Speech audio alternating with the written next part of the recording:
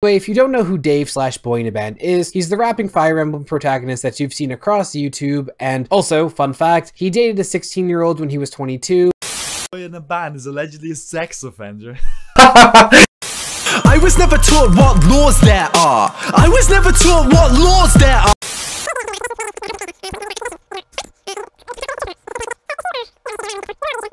Boyinaband. Hi. Hi y'all, Turbo38 here, your favourite YouTuber, and today I'm here to discuss what's been going on with our favourite long-haired adversary. Of course, I'm talking about Dave from Boyinaband. You may know him as the guy who made a song about how he was never taught what laws there are. I was never taught what laws there are. Let me repeat, I was not taught the laws for the country I live in.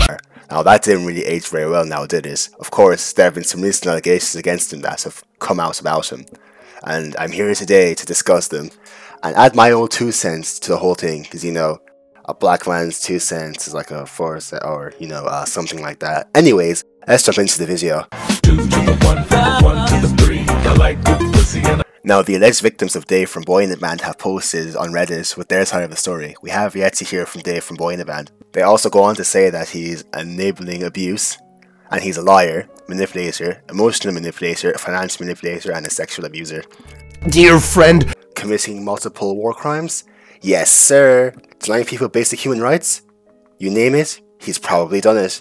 Now, I am not hating on the people who made the allegations, however, I am not glorifying them either, because for now, these are just allegations and we need to see both sides of the coin. The part I find the most interesting is, according to this document, he dated a 17-year-old named Rachel In my ass. while he was 23 years old, which in my opinion is pretty weird, but it's not completely socially unacceptable. They are saying that it can be considered paedophilia in other countries, which may be true, but in the UK, where I'm guessing he's from, because he sounds pretty British, it's completely legal because the age of consent in the UK is 16 years old. However, in my opinion, 16-year-olds, 17-year-olds dating a 23-year-old just rubs me the wrong way. The one thing that is a constant talk point about these allegations is Rachel, the girl he was dating. The one thing that is a constant talk point about these allegations is that Rachel, the girl he was dating, you know, the 17-year-old, records an audio clip where she says, "Take me without my consent." Me without my consent. This is where it cuts my opinion in the middle, because they were in their relationship, so we don't really know the full context or reasoning behind the audio clip. It might have been used as like an ad-lib or something for a song. Here are some text messages from the alleged victims.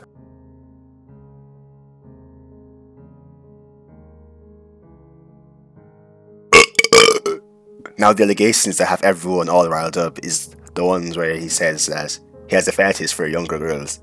Now, before we mentioned how he dated a 17-year-old when he was 23, which is, if not weird enough in itself, somewhat socially acceptable, to at least to a certain extent. Reddit then goes on to say that he has a fetish for girls that are more than a decade younger than him. He's currently 35 years old, to my knowledge, so I would say it's EDP behaviour. Cupcake? You know, liking a young woman doesn't exactly mean that it's automatically a minor.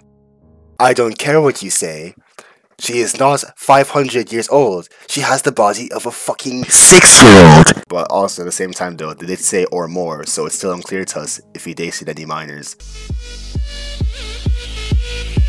He allegedly, I gotta use allegedly, because I'm not going to state this as fact. These are just allegations. Don't sue me, please. I have no money. I'm broke.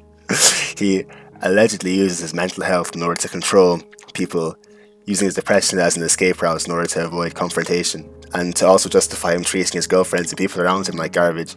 Now, if these were true, I would say this is a truly evil and psychotic thing to do, weaponizing your mental health against people that you would love and care about and have a camaraderie with, you know, friends, family, etc.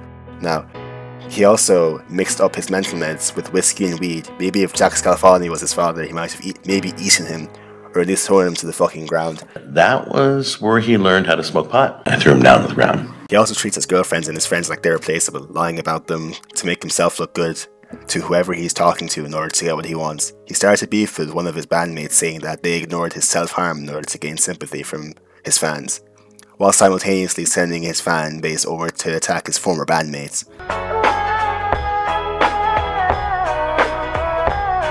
We need to give Boyinaband time to respond to these allegations and see what he says in order for us to draw our own conclusions.